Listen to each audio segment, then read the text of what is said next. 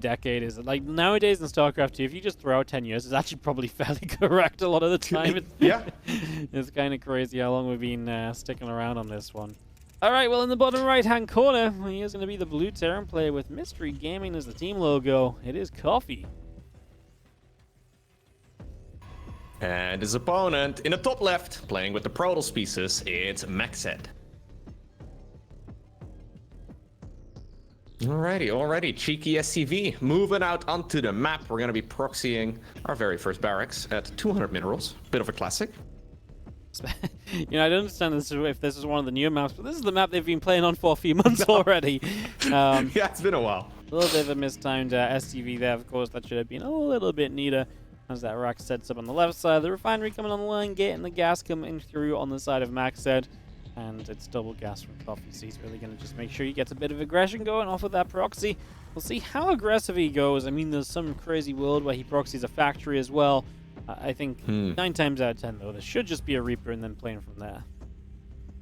Yeah, absolutely. I'm expecting this is going to be a good old Reaper opener just to get it across the map. Main downside of that is that you have to build that add-on on your factory by, well, the factory itself, right? Usually the barracks is going to be making that flight back instead. Just a Reaper for the time being, and the SCV is gonna now be used for scouting. So at this point, MacSed hasn't seen too much. He's gonna scout the back of his natural expansion just to see if there's anything super aggressive coming from that angle. Well, now he finds an SCV building a pesky little bunker. That'll give him all the information he really needs.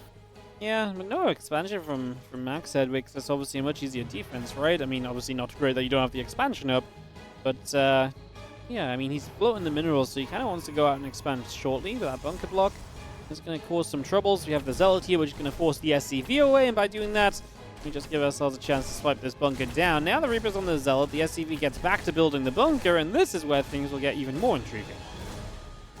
Yeah, he actually prioritized warp gates right here over the Stalker, so the Stalker is going to be coming here eventually, but it's going to be a while. That means that even the Zealot may be in some trouble. It looks like it's going to fall. Die, and the bunker finishes. Yep. That was actually pretty bad for MacSed, man. Losing the Zealot, bunker getting to finish up here right from the very start of this game. We have a little bit of a high-impact play as Stalker chases the Reaper down to the low ground. The Reaper just about gets down there, gets into the bunker. Now the command center starting up back at home from Coffee as he gets ready for his next stage of this game. MacSed still 400 minerals banked up. It's difficult to spend your minerals early as a Protoss player, and now he has to drop gateways. You might just have to transition this into a full-on committed one base all-in. 3 extra gates, 4-gate robo. Yeah, I guess this is now one base all-in, Loco. Yeah, Coffee also a little indecisive, by the way. I believe he queued up a Cyclone, canceled the Cyclone, queued up a Widowmine, canceled the Widowmine, and then ultimately decided to go for the reactor on the factory. He just needs to make units, and he just scouted it, right? Like, he sees that the additional minerals from his opponent have just been dropped on a bunch of gateways. So at that point, as Terran, really your only focus is going to be to, well, I guess to delay this attack, right? And then ultimately to defend it. Delaying it is part of the defense. Having that second command center, though, especially when you morph it into an orbital command, is going to be massive. Just getting those mules up, massive economy boost. Yeah, and as well, you don't even have to be that kind of aggressive in expanding. You know your opponent's expansion isn't down, so you don't have to move down there immediately yourself. If your opponent gets aggressive, you can play the one-base defense right now and just be fine, as this SCV is still good to repair the bunker up. And it's going to be a Widowmine drop to start us off as well, by the way. So Widowmines across the map to try and force MacSed to be absolutely guaranteed all in. Yeah, he was already all in, but now we're going to all in the all in.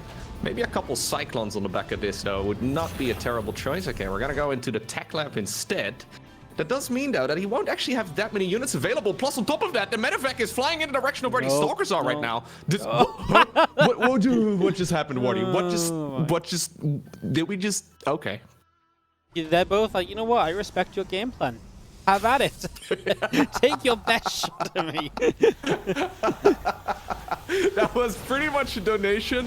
I mean, it would have still been microable, but we just sort of passed each other in the middle of the map. Those units not on attack move. What is on attack move, though, is all of those units now burrowing into the mineral line. Okay, what was already an all-in is now certainly an all-in. Loads of SCVs falling at home as well. Viking, very brave, decided to land on the ground. Siege Tank is eventually going to pop, but he just doesn't have any units right now. I just love that the Widow Mines just go for maximum damage. Yes. Luckily they got nerfed though. Yeah, they could not really have done much more. The siege tank repair is not good enough, which means that the Stalkers do get that kill. Coffee's down to only 4 SCVs, and none of them are mining, whereas MacSed is on 11, and he is mining, so it does generally trend towards MacSed's favor here. You can just macro with this Prism as well. Obviously, Stalkers are very difficult to kill in this situation, and as you can see, they get even more SCVs. There's 1 SCV left in this game right now for Coffee. That is really not a good sign. No, mules are pretty good, but it is certainly a little bit messy here, to say the least. I still can't get over the fact that they passed each other's strategy in the middle of the map, and they just sort of waved at each other, you know? The Prism right there waved at the medevac. They respected the decision-making. Unbelievable, as Viking may have to be enough to push this Prism back. Wouldn't mind trying to get involved as well, as medevac will go down though. And the Prism is also going to go down. 2 Stalks inside. Coffee actually has an army supply advantage right now. Reaper's fast enough to get rid of 1 more Stalker, and we actually still have a little bit of an opportunity here to maybe go across and to get something done. As wild as that may seem, Coffee is not completely dead. He does have double CC, he does have double Mule, and for now, that's going to hold him upright. Yeah, those mules just return so much money, right? So in a weird way, despite being behind in the worker count, Coffee's eco is not that bad. MacSed decides to now follow this up. He's been kind of missing out lots of probes, but he decides to follow this up here with a Dark Shrine of his own. So he's been really building all of that economy that's been lost. I guess he just simply didn't see the medevac at all. Even though he had like complete vision of it, technically speaking, he just did not notice it whatsoever. Like no reaction is... It's unfortunate right there for him, because if he had just if he would have lost slightly fewer workers, you know, this game would have been so much more manageable here for MacSed.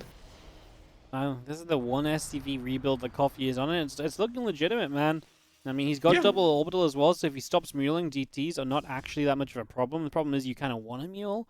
But yeah, with double orbital, you can actually rebuild those SCVs fairly swiftly too, so that's a benefit. And again, MacSed's on 1 base, so you don't have to do anything too crazy here as Coffee. Sit back, relax. Now MacSed starts to expand, but even then, I feel like there's a little while until Coffee has to really worry about anything. Absolutely. As long as he saves up enough energy for a scan, he should be fine. But this is one of those scenarios where you're really trying to min-max your command center, right? Like when you're reduced to literally a single worker, life does become a little bit more threatening, but it looks like he saved up enough energy on that right side orbital command, and on top of that, he also just now found the Prism here.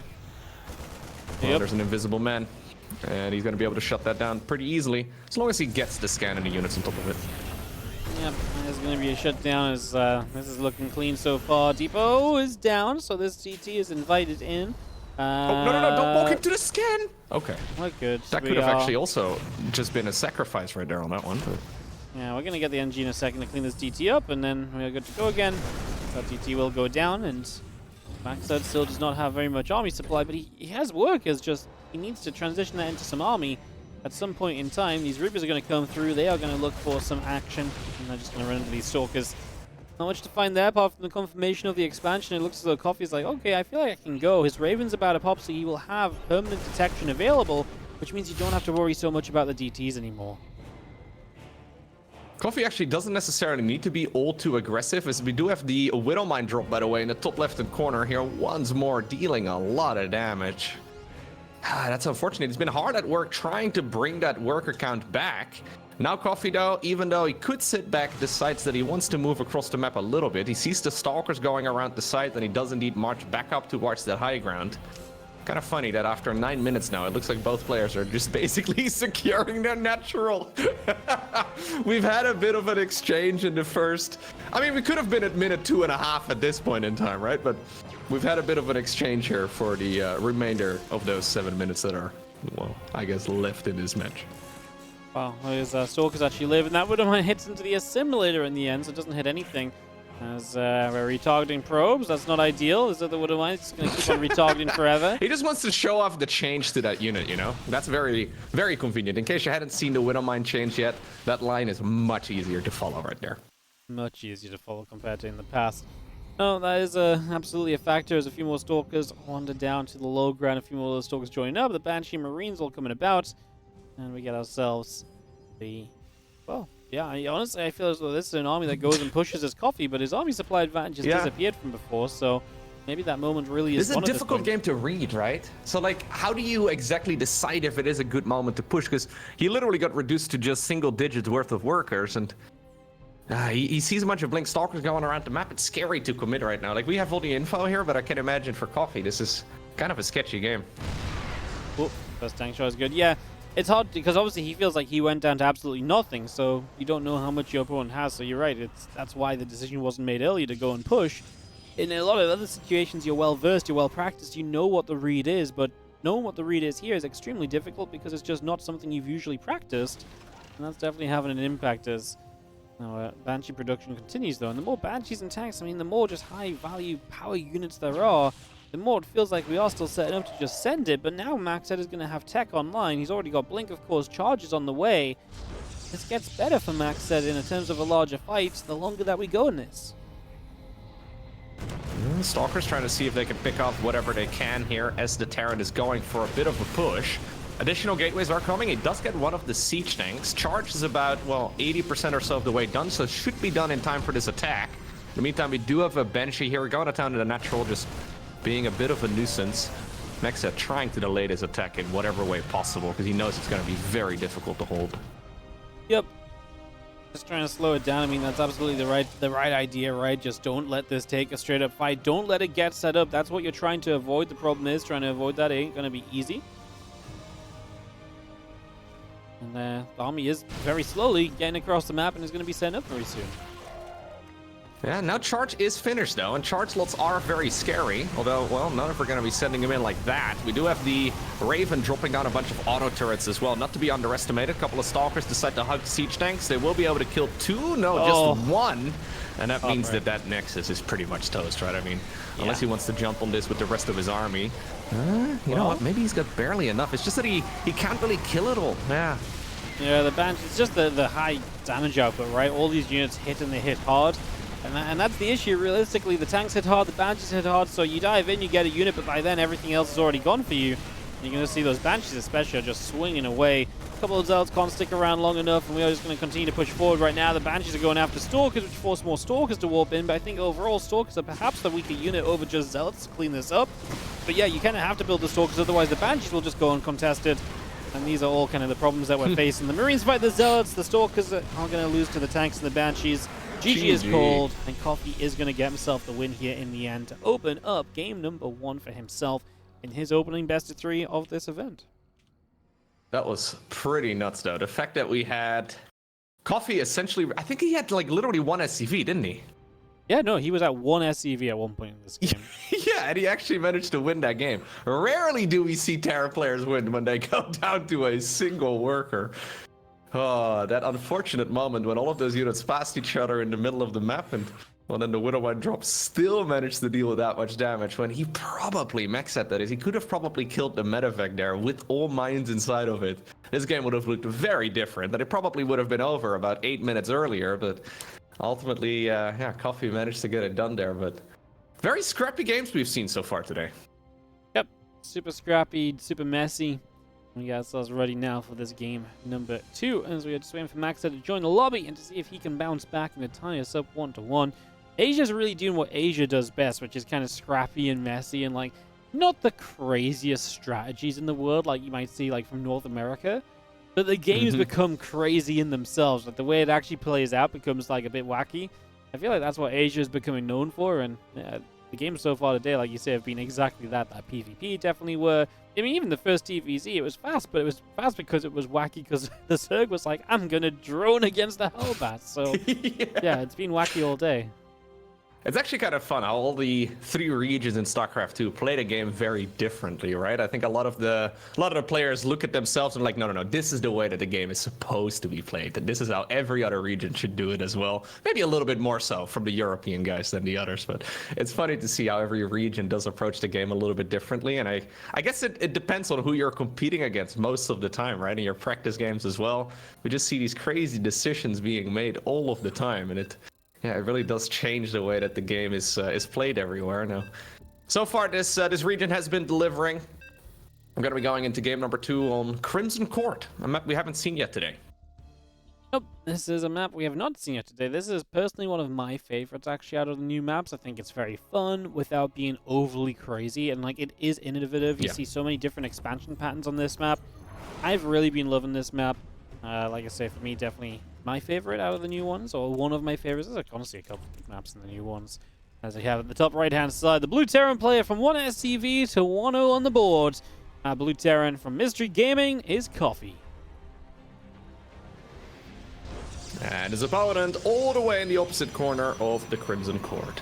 He is MacSed. So in case you haven't seen this map just yet, there's once again an SCV moving across it, so at least we're gonna be able to see a little bit of it. But essentially the entire bottom right-hand corner of the map, as well as the top left-hand corner at this point in time, is not accessible. You have to either mine out those mineral fields that Mapu is highlighting or destroy the rocks. And because of that, it creates a very dynamic expansion pattern. There's also that forward base that you can quite easily take that we've seen a lot of players experiment with. This has been taken even as like a third base, for example, and you can make use of that rich Vespian geyser. And it creates a lot of very dynamic situations, right? Every game on this map so far has looked very different. And this is... Just want to mention as well, these maps are being played on the ESL versions today, everybody. So what that means is there's actually less rocks on Crimson Court. So there's usually 2 sets. They've been of reduced rocks. in HP a little bit. Yeah. Oh no, there's usually 4 of them, isn't there? Yeah, exactly. So you usually have to kill 4 rocks to move through. Now you just got to kill a couple. That does open up those corners of the map a bit more easily, but obviously more so from the center of the map. It's not going to really change the gold mineral entrances, which are nearer to the bases in the more common way that the expander goes to, but maybe easier to aggress onto those directions if your opponent has already expanded there. Something to watch out for, because it is a little bit different to, like I say, what you might have been seeing in recent events, or also just playing on the ladder yourself. Yeah, these maps are still very new, so we're constantly checking if there are any adjustments that need to be made, and I agree.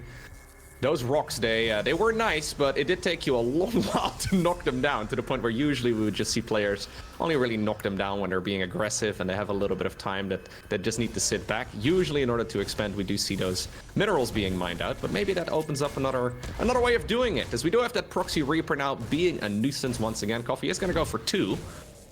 So let's see. Well, already getting 2 workers is not bad. Getting a 3rd. Yeah, this is really good. Stalker pops and the Reaper is... I was going to say long gone, but he actually just survives. But he gets back to the bunker, so yeah, he is indeed alive, and he will sit here and just be annoying. That forces a battery, and that's more investment being made right now than what you really want to be making as the Protoss player. So, yeah, but this Reaper comes through, good grenade, but doesn't quite get enough onto the probe to get the kill. It'll hop into the Nexus, into the bunker as well, and we just keep swinging at the Nexus. I actually would have liked him to hit the Cyclone on pylon. the back of this as well, by the way. Cyclone, another unit that did get a couple of relatively minor adjustments, I guess, all things considered. But Coffee could decide to send it across too if he, well, assumes that this fight is going to go on for a little bit longer. Jimmy has also decided that he wants to sit in a bunker too. Actually kind of a big deal though, because genuinely, as good grenades to allow this Marine in. Beautiful. Genuinely makes a big difference in DPS available. Now the battery runs out of energy much sooner. And one more Stalker shows up, SCV will repair what it can. We pop back out, there's a super battery force. So, I mean, this is all the benefit of just getting an extra unit or so in there. We will turn and finish off the bunker. I like that. Means that the money is lost rather than being regained. Because now the Cyclone's like, oh cool, I can get a kill or 2. He locks onto a Stalker but doesn't stick about. No, it's very difficult to commit against 3 Stalkers in particular. You gotta be so careful. In the meantime, though, we do have those Reapers swinging around the back once again. They would like to see exactly what the follow-up is going to be, but he did not quite get vision right there of that robo facility. Nope, didn't quite get the scout he might have been looking for. And as our robot comes up, Pylon, Stalker production continues to build in. Barracks and Tech Lab continue to come on the side of Coffee. And we just have still those couple of Reapers out in the center, just waiting and chilling to see what their next move may be. Okay, so ultimately Coffee is going to be able to expand here on the low ground as well. Rather than going for a Widowmine drop, though, even though they were very successful in that previous game, twice in a row that we see a lot of Widowmines dealing a lot of damage to that mineral line of MacSed. This time around, we're going to try and attempt the same thing, but with the Cyclone. Obviously, that's not going to allow him nearly as quick of a kill on the mineral line, but there still needs to be some respect for those units, right? You can't just move across the map with the Stalkers and just sort of ignore those Cyclones. They deal a lot of damage. They have a little bit more HP now, too. So let's see. Yep, they're going to drop in here. I'm going to go for a couple of probes, and now obviously they don't have that lock on, so it's a bit harder to fight.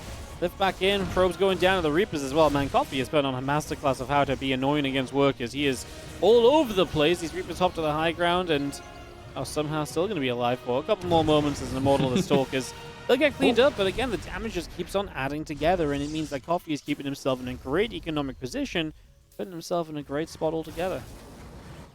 8 probes, by the way, in total so far in this game. That is very substantial. 8 workers killed at this stage when really Coffee hasn't committed to anything too crazy, right? I mean, obviously he's been aggressive. He planted his stuff on the other side of the map and he went for a proxy, but this is all, as far as like the modern day StarCraft 2 goes, been relatively conservative play from Coffee, albeit more on the aggressive end of things. Getting 8 probes there with a non-Widowmine based opener is really, really good for him. He's going to be able to continue macroing up, and now he's going to go into the +1, he's going to go into the Stimpak. We'll probably see combat shields fired up here in just a moment.